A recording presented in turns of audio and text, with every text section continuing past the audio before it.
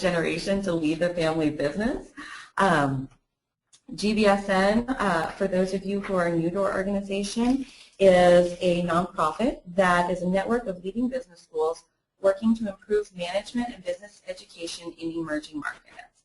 And we do this through both programs and networking, and we also have our GBSN Connect web portal. We have nearly 50 leading business schools in our network that are from 24 different countries. And we welcome new members that go through an application process, and any business school that is interested in that, I encourage to get in touch with us later, and we'll be happy to give you more information about that. So today we are lucky enough to have three wonderful presenters who will be talking about family business, and they will be going in a different order than you see on the screen here. We have first going up Stephen Miller from the Keenan Flagler Business School at the University of North Carolina at Chapel Hill, which is actually where I am doing this webinar from today. Steve works with family businesses to help them develop world-class sustainable enterprises. Steve's approach to family business leadership is to create and employ businesses and governance strategies that align business, family, and ownership goals. He draws on his experience as the top non-family executive of the Biltmore Company. And during his 34-year career with Vanderbilt Cecil-owned property, Biltmore has become the most visited historic home in the United States and successfully launched a winery, licensing program, and 4-star hotel. And in addition to ongoing succession planning and strategic growth consulting for the Biltmore Company, Steve serves on the boards of Asheville Savings Bank, Draper and Kramer, and Celebration Associates. He graduated Phi Beta Kappa from the University of North Carolina at Chapel Hill, where he now serves as adjunct professor of family business at the Keenan Flagler Business School, and he completed the advanced management program at Harvard Business School and is currently working on his doctorate at Case Western Reserve University. Following his presentation, I just want to do introductions to get started so that the conversation flows, is Dr. Alan Karjik from Ryerson University in Canada. He is the Loretta Rogers Chaired Professor of Entrepreneurship Research in the Ted Rogers School of Management at Ryerson University in Toronto, Canada. And previously, he was the Clinical Professor of Management, Professor of Industrial and Systems Engineering, and Founding Executive Director of Eugenio Pino and Family Global Entrepreneurship Center at Florida International University in Miami. He directed graduate entrepreneurship programs at the Anderson School at UCLA, the University of Texas at Austin, and the University of Southern California, and has taught at Pepperdine, Manning Technological University, Anaheim University, Bond University, and Australian Graduate School of Management. He is docent in entrepreneurship at Ado Academy University in Finland. He has published over 180 articles and book chapters on entrepreneurship, family business, clinical psychology, and social psychology. And so we are excited to have these two presenting with us. Our final presenter today will be Professor Kaval Ramachandran from the Indian School of Business. He is the Thomas, and I'm going to mess this word up, Shidhani Chair Professor of Family Business and Wealth Management at the Indian School of Business. He's specialized in entrepreneurship, strategy, and family business and has over 33 years of experience as an academic. He obtained his PhD from the Cranfield School of Management in the UK in 1986 on a comparative study of small enterprise policies of Japan, the UK, and India. He's done research on family business, entrepreneurship, and strategy, and has authored or edited 6 books and published extensively in reputed Indian and overseas journals. His consulting experience includes areas such as family business governance, professionalization, succession planning, strategic planning, and identification of new opportunities for growth, corporate entrepreneurship, and turnaround strategies in family and non-family environments. He has written several management cases and has conducted training programs for family businesses on governance, professionalization, strategic management, and entrepreneurship.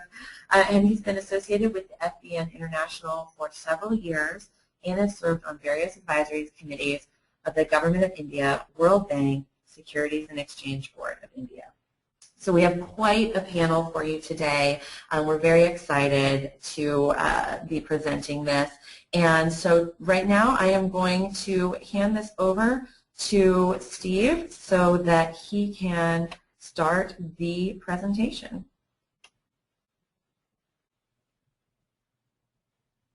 Steve? Okay, Paige, thanks so much for that nice introduction, and thanks to the Global Business School Network for hosting this topic. We're really pleased that there's interest in family business. I'm going to go through just a very high overview quickly of what we're doing at the Keenan Flagler Business School and Family Business to leave us as much time as possible for any questions that participants may have and some discussion. I'll start quickly just by telling you a little bit what we're going to do. We're going to cover this morning some of the things that we do in our Family Enterprise Center, and we're particularly going to focus on the curriculum that we offer our students. One of the things that we have really strived to do at Keenan Flagler is to have a focus on our next generation students and their leadership development for eventual leadership roles in their family businesses. There are many family business centers, of course, across the United States and around the world that focus on local groups of family business leaders who get together on a regular basis to network and to share concepts and ideas and to hear speakers. Our program is different in the sense that it's really pretty much singularly focused on next generation students. We're entering our 7th year of a family business program.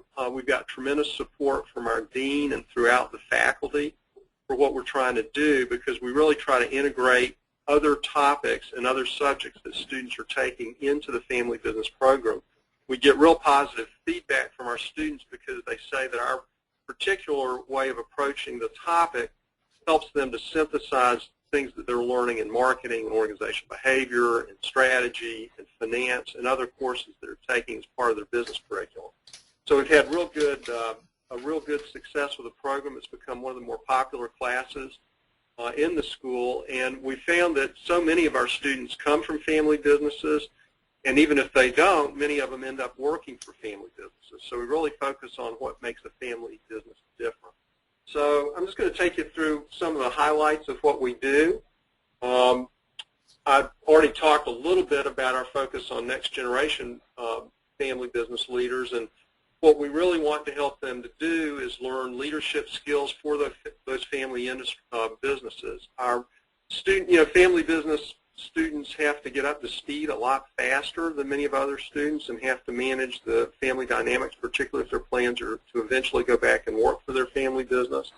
And we want to help them to create the healthiest, not only business circumstances, but also healthy family relationships and be able to establish good communication with their family members who are involved in the business. And then finally, we want to make sure that they're good stewards of the business, the assets that have been developed in their family businesses, and have a good feel for that, even if they don't intend to go back and work in their family business, but do plan to or do have some kind of ownership. We want to help them learn how to be good owners. We have 2 different courses that we offer now. We do it all in the spring semester, so each of these courses are basically a quarter in length.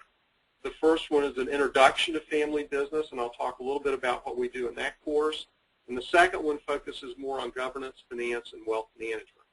We also have a very active peer support and networking activities at Keenan Flagler. We have an active student club, which is led by one of our family business students. And perhaps one of the most effective things we do is we have leadership roundtables where we put small groups, usually 8 to 12 family business students, together for luncheons with family business leaders that we bring into the school to have a more informal conversation where they can get some direct exposure to successful family business leaders. That's been very popular. And what we find is that the students themselves begin to form a network which can be useful to them even after they graduate. So talk a little bit more about that later, perhaps. The format of our class, we have lots of readings that we have them do, just some basic family business literature. In the past 10 years particularly, a lot more research has been done on the topic. We also prepared a video series that features principles of family business, but also features interviews of family business leaders who have been speakers in our class and people that we've developed relationships over the years with. And students watch that video series online before class as part of their preparation. Our classes are all in an afternoon. They're 3 hours in length. We typically start them off with a guest speaker for the first half of class who kind of tells their story about leading a successful family business. And then the speaker leaves, we take a quick break, and then when everybody comes back, we really use that speaker as kind of a live case to demonstrate principles of family business. Typically, I'll ask our speakers to tell their whole story, but I'll have them focus a little bit more on whatever the topic of the day is, whether it's governance or succession or wealth management, and we're able to use their presentation as kind of a live case in the afternoon. And that makes our class very lively and lots of discussion. We generally do have about 60 students in our class, and we do something that a lot of people said wouldn't work, but works quite well. We mix MBA students and undergraduate students. Last year, about a little over half of our class was MBAs, and the other little less than half were BSBAs. And that works quite well. We particularly think it kind of simulates the environment of working with siblings in family business. So we've been real pleased with the way that's worked out. Our first class is just a basic introduction to family business. We go through statistics, and we go through the basic three-circle model and the life cycle model of family business to use those kind of systems theories to kind of form a framework for how we present family business. We talk about entrepreneurship. We particularly focus on how to, some ways to keep growth occurring, particularly after a generational transfer. We spend a lot of time on succession because we find that such a key topic and very relevant, very personal to the students. We talk some about family systems and family relationships and communication, how to professionalize a family business, and we also talk about the role of non-family management members in the family business. We use the three-circle model for any of you who are students or academics involved with family business. I'm sure you're very familiar with this. It's the Tagore and Davis model that was created a long time ago and still is used in most family business academic courses.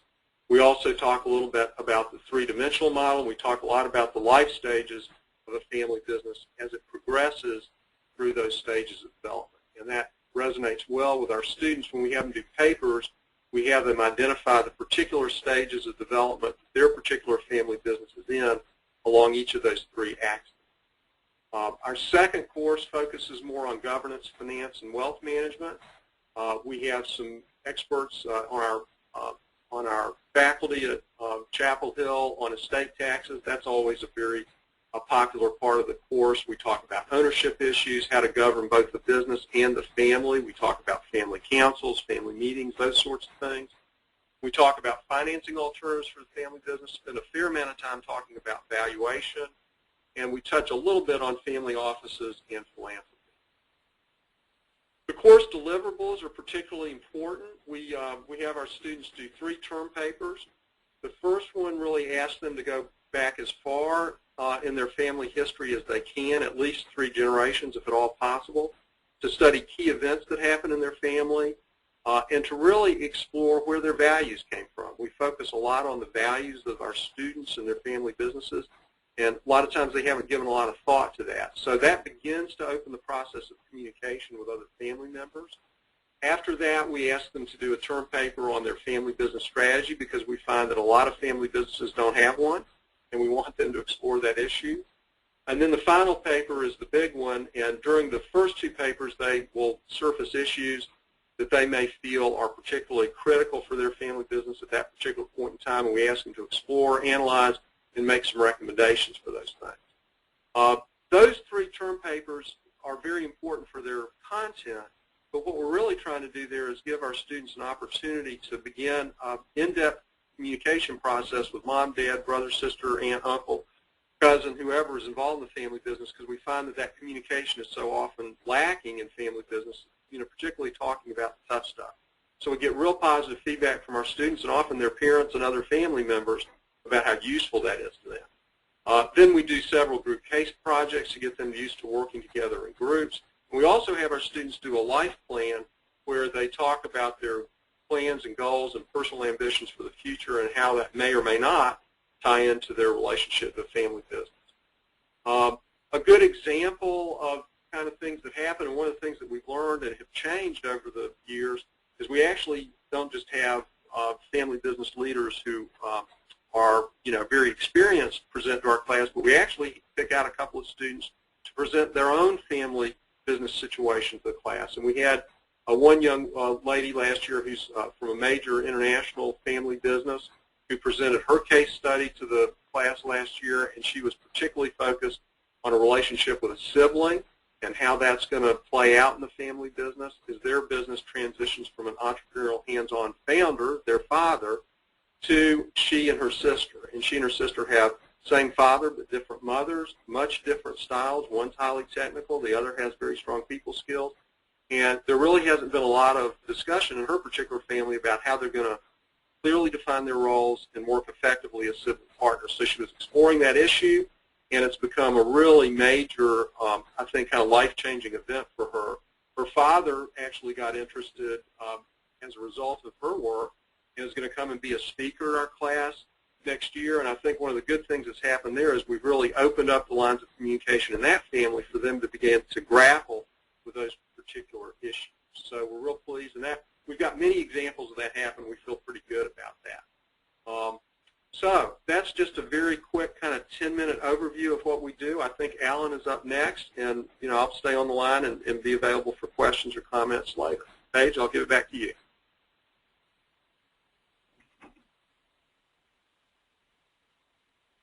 Paige? Thank you. Hello, I'm sorry. I had myself on mute for a moment. Thank you so much, Steve. I'm going to take back control of the webinar, and we will move on to Alan's presentation. Hold on just one moment.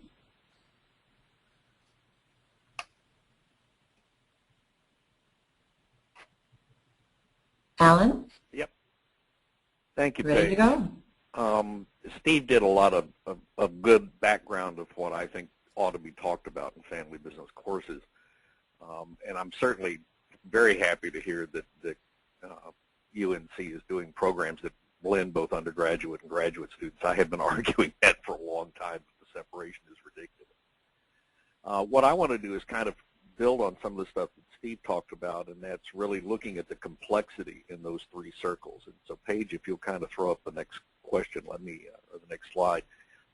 I think there's really, in a sense, 5 kinds of intertwining strategic issues in family businesses, and I'm going to kind of go through these and show how they kind of tie together. One of them is the role of leadership, and most of what we teach in business schools is really about the business side or the management side. We really don't talk about how that interacts as much with family business, and I think for any of us who've been in family business for any period of time, and I'm now approaching like 25 years in this field, we tend to have always ignored the soft side, the human side, the family side, and that's probably the most difficult thing for business programs to talk about. But they really circle around those issues of leadership, the role of culture, the role of boards of directors, and with that, family councils, and how you manage the family as much as how do you manage the firm, the issues of life cycles, but also the issues of processes and how businesses change in terms of the products they bring in, how employees move. All of this stuff begins to have a huge impact. And then I think the real thing that's important that family businesses can bring to business schools in general is this whole notion and the discussion of values and ethics. So I want to kind of put this together and show you visually how this might work. And I want to thank Frank Hoy, who was the first person who kind of showed me how to make this thing happen. So Paige, you'll take the next one for me. I think when we talk about a startup business, when we talk about an entrepreneurial firm, these 3 overlapping circles are just literally on top of each other. Corporate goals, personal goals of the owner, and the family are all fundamentally the same.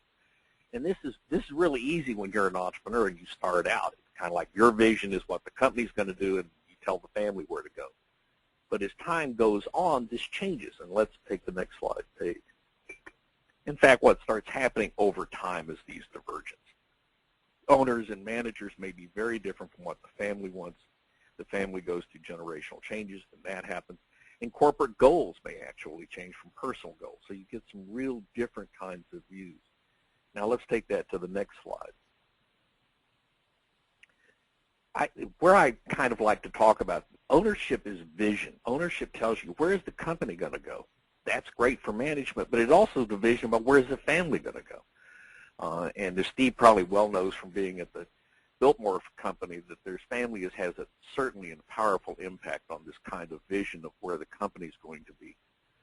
And certainly in many cases, in the first generations, the second generations, the family provides the leadership. We're seeing that, for example, in News Corp, and both the problems and the advantage that happens. So that we take that kind of complexity, and let's take the next slide. And we talk about how do you build beliefs. I think one of the most valuable concepts that ever entered the study of family business was something that Miguel Angel Gallo talked about, which is trust. And that family, really the most valuable thing is, do you trust? But what does trust do? Well, it impacts commitment to the business, commitment to the family. It's the guiding beliefs for where the company is going to go. It's really a basis for a lot of things. And that leads kind of to the next slide. You know, we talk about planning, and I think certainly personal plans are important. Business plans are important. Most of what we teach in business schools is around strategic planning. If you're in entrepreneurship, we teach about business planning. But one of the things that often gets missed in this whole thing is, what's the plan for the family? Now, there are assumptions. I just finished a paper on entrepreneurial intentions in the family firm. Parents may have the intention that a sibling or a child will enter the business, but the child may have a different intention. They may want to go do something else. So this whole notion of how do you tie the plan for the business to the general plan for the family, and that's kind of a bit of a problem sometimes for families, is how do you tie those together? And let's take another view of this complexity. We talk about ethical behavior. You know, one of the things that I see, and it's kind of a common problem, is how do you translate the values of the family into the business as it grows over time? And that really, in a sense, is talking about ethical behavior. But there's also the notion of what is the ethical behavior of the family. As families, people join it, people get married, their brothers-in-laws, their sister-in-laws, their daughter-in-laws in the business. What's the value statement for that family? Family charter. We just put out a case book called Family Firms in Transition with Springer, and we actually have an example of a family constitution from a very well-known Turkish family, which talks about the kind of charter they have about how they will interact with each other. So this becomes important. Next slide. We talk about management of this business and boards of directors. Well, in ownership, especially in family businesses, often direct what that board's going to look like. And also I'll determine often how much the family's going to be involved in that process. So management of the business is going to have the authority coming from the ownership, but the participation in this process and how do people participate and how are they trained to participate it becomes an important dimension of family business. Next slide. Now, Steve mentioned life cycles, but these are just examples. And I think sometimes we forget when you're looking at family businesses, there's a lot of life cycles going on. There's the life cycles within the families. You know, it's amazing. I see 60-year-old people whose parents in their 90s still think they're 12-year-olds. So this whole notion of life cycles in the family become important. But there's also life cycles in the management. The firm has a life cycle as it changes. Products have life cycles. Industries have life cycles. Employees that may be critical to the business as it starts up or have that internal knowledge may actually end up retiring, and that's an issue that family businesses often have. And I sometimes like to say that in family businesses, the second family in a family business is often the long-term employees in that process. So let's take the next slide. So what happens if you put this all together? And this is how I try to like to say, how complex is family business? This is the slide. Paige? Oh.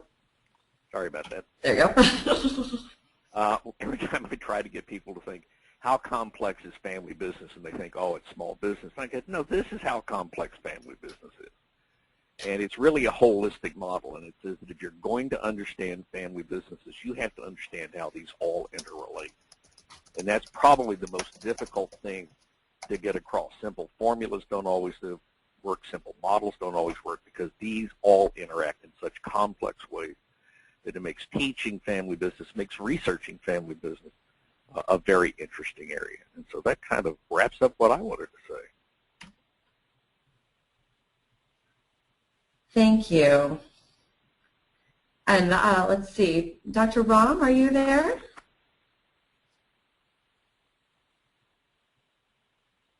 Hello?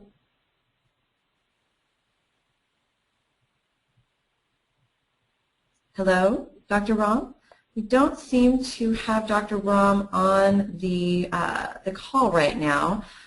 So right now, why don't we go into a little bit of a discussion, and then we can, if he is able to join us, then, oh, there he is. I see him. Hold on just one moment. Dr. Ram?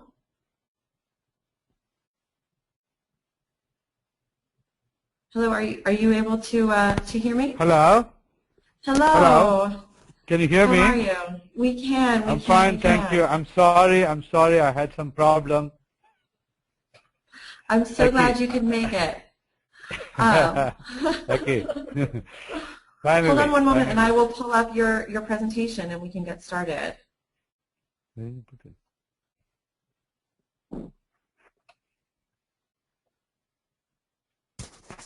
Didn't put the microphone. All right, Dr. Ram, we are ready to go. I'm happy to run through your slideshow, and just let me know when you'd like me to show the next slide. Yeah, this is the ISB. I don't want to talk about the ISB, the Indian School of Business, where I'm based. I will be talking more in the context of the Indian family business. I was listening to Alan's presentation. I missed Steve's, but Alan's very interesting presentation. So I will try to build on that. So can we go to the next slide? This is very briefly to create the context. Can you keep clicking? There we go. These three. Most of the Indian businesses are family controlled and family managed, and most of them have the family members leading the operations also. So that's very important in the Asian context, in the Indian context. And the assumption for the next generation is that they join the family business. In most cases, they do join the same business, or they start on some new businesses. And therefore, there is a need to create the awareness about the professionalization, the governance, and perpetuating the family business across the family business system, and which is quite early in the days in the Indian context. So our efforts have been multi-pronged in terms of educating the families, not only the senior generation, but the junior generation and across the ecosystem. The third part is that the next generation, especially the youngsters, are very well educated, often abroad. Because of the growth opportunities within the economy is growing at about 7 to 9% these years, and therefore they are all very ambitious and they want to exploit the growth opportunities. So this is just a background. Can we go to the next one, please? Yeah, there are multiple succession challenges. So the one key thing is that culturally, the eldest is supposed to be the brightest, the smartest, the ablest, and often the eldest becomes the leader of the family business. But increasingly, there is strong resistance, at least in some respects, silent resistance coming from the families, family younger members, to have meritorious people put in the leadership position. It's also because the family business positions are having a status symbol in the society. Then the question is that the youngsters are asking whether they should join the existing family businesses or they should start new one. And starting a new one is exciting, but it is challenging as well. Existing business joining means that the challenge is much less, but it may not be very sexy. Then the other question is that whether everybody from the family should be in the business. This is also sort of a cultural thing, because since the family business is supposed to be is having a status symbol, and also since inheritance wise everybody gets a share in the family business, it often becomes a parking place for the family members. So there are challenges related to that, particularly if the business doesn't give an opportunity, or if the business is not so big, or if the individual's capabilities do not match with the requirements of the business. Yet another challenge is increasingly because of the shrinking family size. Many family businesses, or I would say increasingly most of them, have 1 or 2 children, and therefore not all of them may be interested in the same business. Yet another thing is that typically culturally the daughters get married and go to their in-laws family. So the question is that if one has only daughters, or if there is a daughter and son, who will succeed, who should lead the business, and if they are not there, what happens to the business. Yet another challenge we find is that retirement is a big problem. Often the family leaders continue beyond 70, 75. So the let go is also a big challenge. So these are some of the key challenges we are facing in the Indian context. And therefore our effort at the ISB is quite a comprehensive approach, not only at the student level but across the society. And we believe that the business school as a system, subsystem within the societal system, has a major responsibility in terms of facilitating a transformation on this front. So can we go to the next slide, please? Yeah. Then these are also related to that. Sorry. Yeah. Can we go to that slide? Yeah. Yeah. I think we can skip. These are some of the other additional challenges families face. The code of conduct and management styles may be different. Typically there is no performance evaluation, and therefore people who are employed in the family business get some specific salary and other rewards. So there is a lack of clarity about how do you reward, and also there is big challenges about the ownership part of it. Everybody in the family would have some ownership, and often the ownership is considered, ownership structure is chosen out of taxation, regulatory requirements or convenience, and not based on the inheritance part of it. Yet another challenge is whether the younger people are prepared to be mentored, who will mentor them, what kind of mentoring skills are required. So we also talk about the need to learn from the relay race. Whoever is retiring, whoever is inducted, have to play the relay race. So it's a huge complex kind of situation in India because of the rapid changes in the society, rapid changes in the economy. There is huge need for transformation, and there is huge interest in listening to the lessons in family business, transformation, and perpetuity. So we are trying to do many of these things in the context of Indian family businesses. So can you go to the next slide, please? So the Thomas Mitani family, which controlled the Holcim group, supported the chair, and I'm holding the chair at the ISB. Many activities we have, I can get into any of them in detail, but we organize a biannual family business conference for 2 days. We, on an average, we get about 350 to 400 delegates who are, very, very keen on learning and doing something. We have a MBA course for the students. We have a one-year MBA. We call it Strategy, Leadership, and Resource Management, which is a very popular elective course, not only subscribed by the students from the business families, but others also, because many of them go and end up working for business families. We have an executive program for perpetuating family enterprise. We have an active e-newsletter and mailers to educate the business families. We also have a student-run family business forum, which is used to share experiences among the students, particularly from business families. And I often conduct awareness workshops, awareness lectures across the country, primarily to sensitize people about the need for transforming family businesses.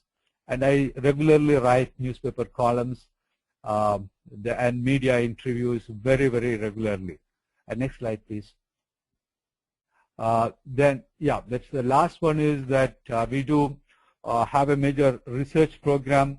We write cases and also publish books. So these are multiple ways through which we are trying to address the challenges of family business leadership and preparing the next generation. Okay, that's where I stop. Thank you so much. I'll be online. Thank you so much.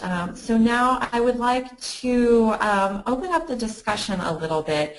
And, you know, I've invited our speakers, first off, to start the discussion by perhaps asking each other some questions. You all come from kind of different places in the world and different approaches to teaching family business with different challenges. And we'd like to kind of hear your thoughts on what the others have presented today. I have a question to, sorry. Go ahead, Ram. Yeah, Alan, good to hear your voice again. Good to hear yours. Okay. I was interested, I mean, I listened to your presentation. I joined a bit later, not in the beginning, but I wanted to see to what extent you have been able to teach any of these concepts to the MBA students, and whether the students from non-business families or other students who are not from business families interested in any of these courses. Well, I think I can say that I use an approach and have used an approach both when I was at UCLA and at Florida International and now at Ryerson in Toronto, of very similar to Steve's, and that is to bring in living cases and I think equally importantly to have family, the students who have family businesses, and I have discovered that especially in Canada, easily 50% of our students from across the university are in a family business thinking about going back to work for a family business. And so often what we do and what we encourage our students to do as a part of their coursework is to actually write up a case on a family business. So every year we tend to get some very interesting cases where people are beginning to talk about and discuss the issues that they have. I think that I'm not always a great believer in using cases in business education, but I think in family business it's absolutely critical, and especially if you can get students to use something that they're engaged with and have them interview and have them talk. And as Steve pointed out, sometimes they come in and they bring their parents, and you begin opening a discussion that the kids have always wanted to have with parents but were never able to quite get started. So I think the most valuable thing about family business is the use of living cases and use of making students look at their own families that they're in and doing that.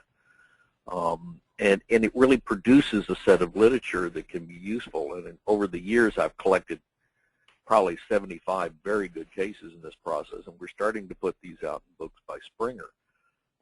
So that they can become teaching tools or even research tools about family businesses. And one thing you said, Ron, that I think is terribly important, and that is that the context, the cultural context in which you are looking at a family firm is critical.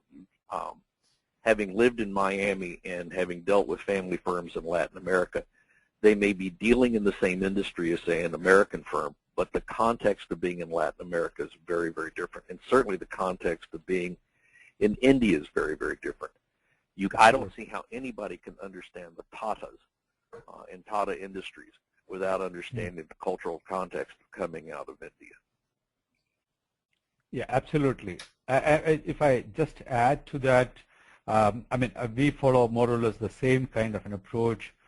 We bring living cases or good speakers from business families, and also as part of the course of the MBA elective, students have to do a project which is on the family businesses, and often they pick up their own family cases and bring out some interesting situations for analysis.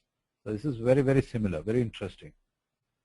I think one of the other things, if I can, and just to comment, there's the Global Entrepreneurship Monitoring Project, which is studying entrepreneurship activities in about 60-some-odd countries around the world. One of the interesting findings, and we tend to forget this in entrepreneurship, is that about 40% of all the funding for startups, regardless of what country you're in, is coming from families or family-owned businesses. And at the very start of an entrepreneurial activity, family business becomes an integral part of this process. And I think that's something that we need to start paying more attention to. Absolutely. Alan, this is Steve. I wanted to ask a question of you and Professor Ron both. In our class, we usually have about a third of our students are usually international, mostly from Central and South America, Asia, and Europe. And one of the things that we're trying to figure out, to do is how do we introduce those cultural differences into the curriculum? How do the two of you do that? And Professor Ram, I'm sure you faced that. I know a lot of the literature you've studied, and I've read some of your articles deal with that. Mm-hmm. So I'd love to know how you kind of introduce those cultural differences into the curriculum. Either one of you, or both. And then you want to go first? Let me kind of, I've been blessed, and I don't know if it's simply by accident or not. When I was at UCLA, because we have very, very large international component, students would write plans, and many of these students were getting their MBAs to go back to work for the family business. They would bring that cultural component, and we would have them talk about, okay, what is the family values? Is this something unique of a Catalonian marketing company or a department store? And it would kind of come out. In Toronto, I have been absolutely amazed. Ryerson is heavily full of immigrant students who's first generation or second generation in Canada. And I'll sit in a classroom where I have people who were born in India or born in Pakistan, who were born in Singapore, or born in Latin America, and they are in a family business that's operating globally. And they just bring this up. They go, well, I live in Canada, and I was raised here, but my grandparents were raised in Buenos Aires. And they just don't understand. And you through that kind of discussion, you can begin to have a discussion. Well, what's the values? What was different from being raised in Buenos Aires during Perón versus what's it like to live in Toronto under the Harper administration? And you began to talk about, well, what's the impact of culture, but what's the impact of political systems, all of those things on the family firm. It kind of comes up naturally, I think. Huh? Okay. How about you? Yeah. Shall I add my bit? One is that at the ISB, most of the students are of Indian origin, although we have a few overseas students. So therefore, in my class, typically, there would be maybe 2 or 3 overseas students, non-Indian students, maybe a Japanese, maybe a Russian, maybe a European or American kind of. So that's not a big challenge. But what we do is the 2 things. One is that we typically go beyond the cases, and I use cases live or written cases, and I prefer to use my own cases typically. So go beyond the cases and bring in particularly the tradition-related differences more than the values, because more or less the values may be the same, but there are traditional differences. For instance, nuclear family versus the joint family. somebody who is coming from the business community versus non-business community, first generation entrepreneurs, family business versus the 3-generation-old multi-unit family business. So we bring this, going beyond the case studies, we bring the discussion into the current context. And especially, for instance, last year we had a Japanese student, and every time there was a discussion, he would have some additional thoughts coming from his side. So I think that's the way we address this cross-cultural or going beyond the unicultural context. What do you do, Steve? Well, I think pretty much. I think it does come out in our class because of the large number of international students that we have. But our family business director is a woman named Cooper Biersock, who does a wonderful job, really driving our program forward and keeping it organized and running all the club and the other activities that we do. And she and I have been talking a lot about, are there other things can we do? Can we more intentionally bring those cultural differences into the classroom? I mean, I think one of the things that we are learning, as I talked about in my brief presentation, was, when we have students present their own cases to class, that provides a good opportunity for that to occur. So I guess what the two of you just said is helpful to me in knowing that, we've got such great resources on that actually in the class, so why not use them? So that helps, yeah. One of the things I've discovered is, and I think it's kind of interesting, is that people tend to forget that culture can vary by region of the country. Mm-hmm. Absolutely. Living in Texas, trust me, we're not like anybody else. And certainly, people say, well, Canadians and Americans speak the same language. Fundamentally our currencies are at par. We're the biggest trading partners between each other. Gee, we're very much alike. No, we're not. And sometimes there's subtle differences. Having taught in Australia and having taught in Singapore and elsewhere, and being a lifetime member of a Finnish faculty, I can tell you that things may look alike, you may think that they're alike, but there are subtle differences. And sometimes, we can see the huge cultural differences, say, between the U.S. and India, but there's some subtle differences that can really trip you up within a country that you're not even aware of. San Francisco is not like Dallas, Texas.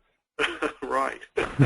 And family firms in those places reflect those kinds of subcultures, if you wish. And I think if you can get people sensitive to those kinds of issues, that helps also in the process. Yeah, that's a good one. Absolutely. We find it in the Indian context. This is more like a United States of India. So Delhi is not at all like, Mumbai. Hyderabad or Mumbai. So therefore the same thing, and across communities, for instance, the Marwari community versus the Christians or the Chettiars from the south, there are huge differences. For instance, in some of the communities, still even now, the girls are not welcome to join the business. In many family businesses, they don't discuss the business at home. They think that it should be only among the men and they should take care of it. The others are not informed. So there are differences. So it has to be contextualized. No doubt about it. I've got one other question for both of you, too, just whichever or both would like to respond. How successful have you been in getting other members of your school faculties to get interested in family business, or maybe to collaborate with you on a research project or an article, or maybe even, coming into your class and sharing information? How successful have you been at that? Well, let me say I've noticed this change over the years. When I started teaching family business was roughly 20 years ago at UCLA, when I was asked, well, you know how to teach entrepreneurship, you're a clinical psychologist, you're teaching family business. I had no idea what it was. Uh-huh. And trying to get somebody to even do anything on it was like pulling eye teeth. A little bit better when I got to Florida. But what's interesting now at Ryerson in Canada, when I took over a family business course, which had primarily been run like a small business class, we went up to 135 people from 60. we now have 250 enrolled for next year. We've had to create another section, which means I've now got to teach another faculty member how to teach this. Wow, that's incredible. And it really is incredible. And I think that the other thing that's been interesting is that I have a visiting faculty member from the University of Ankara, and he's interested in family business. He's been at Babson. He's presented papers. So we're doing kind of a study on Islamic family businesses. Well, then we ran into another one of my colleagues in international business, Howard Lynn at Ryerson, who studies transnational companies. In other words, ethnic Chinese who have operations in 2 different countries.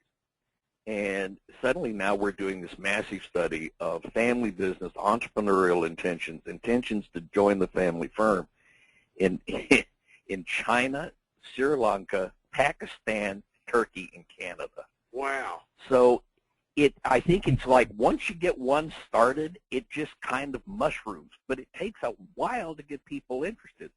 And my biggest problem is getting faculty, and I don't know how Rom feels or even used to, but in this, I get people who don't understand that family business is not the same thing as a small business. Oh, yeah. And beating them on the head of going, the Biltmore is a family business, Tatas are a family business, Ford is a family business, is like beating eye teeth. They just don't want to hear it. But then I got one colleague who did an analysis. He just happened to click it. He went in and he looked at the Toronto Stock Exchange and where there was close family control of the businesses in the Toronto Exchange. Now, that's about 250 firms on the Toronto Exchange. The family involvement has an impact in the profitability and the strategy of the firm. And we have hard empirical evidence using outcome measures that shows that impact. Wow. Has that been published? I'd love to read it. We're working on it. Okay, I can't wait to read it. You'll have to wait. Listen, I just finished the new research volume for Springer on understanding family firms, neglected topics, and under-researched areas. And that book is out. We now have the 2 new case books out on understanding family firms and families in transition and succession, et cetera. So we're trying to get this stuff out. I never thought I would be so busy at my age writing family business. You are still young, Alan. Thank you, Rob. I don't feel that way every once in a while. I still remember meeting you in Ahmedabad a long time ago. Oh God, ages ago. I remember that quite well. Fond memories. I became an India-holic. I love India. Do come back. Gentlemen, we have about 3 minutes left, and Alan, I want to make sure that those books that you're talking about, if you would send me information on those so that I can sure will. I'll post make sure those on the those. website. Since we have now 2 minutes left, I wanted to see if there were any burning desire questions that anyone else wanted to ask. If you do, please feel free to raise your hand, your virtual hand. I don't see anything going up right now, but I know that takes a minute. In the meantime, while I wait to see if anyone else has anything that they wanted to ask, I want to just thank you all so much for your candor and your insight. This has been a really fascinating discussion. I hope that it is just the beginning of a discussion that will continue. We are going to be in India in June for the Global Business School Network annual conference, and I hope that we will be able to see all of you there and continue this discussion. Paige? Yes. Great. If I can, let me tell to anybody who's listening, to me that there are about 3 organizations, if you're an academic, you ought to at least explore. First one is FFI, Family Firm Institute, which is the oldest leading group of advisors to family businesses, and it's a global organization, FFI. The second one, if you're into research, there are 2 major research conferences. One is AFERA, which is out of Europe, which I always tell people, you ought to pay attention to that. And if you're in North America or South America, there's the Family Enterprise Research Conference, or FERC, that meets annually. Both of those conferences are annually. There's a research section at the FFI meetings, which is completed this year, or last month in Boston. So I tell people, get involved with those organizations. There are family sections to the Academy, to the interest groups within the Academy of Management's Entrepreneurship Division. This also Management is doing a special issue on family business. So, I mean, there are plenty of ways to learn about the field. Yeah, just to add to that in half a second, there is this STEP, Successful Transgenerational Entrepreneurial Practices. We have a global network now. Based Medina Sharma's running that. Yeah, I'm part of it. That's based out of Babson. So there are other opportunities as well. Yep. Yes, Paige. Great. I will make sure and send those out and put them all up on our website so that people can find those resources. Well, thank you again so much for being here, and I hope you all have a wonderful day. Thank you so much. My apologies again for this late joining. Rob, great to see you again. Long time. Indeed, we look forward to seeing you both. And Ellen, look you up. Do come back. Will do. I will. Just invite me. I'll come back. Steve, great meeting you in this process. Great to meet you. I'll be seeing you at some of those conferences. You better. Because I'm just learning. Thanks. Yes, Steve. Look forward to seeing you, meeting you in person. Me too. Thank you very much. Thank you, Paige. Thank you. Bye. Bye-bye. Bye-bye.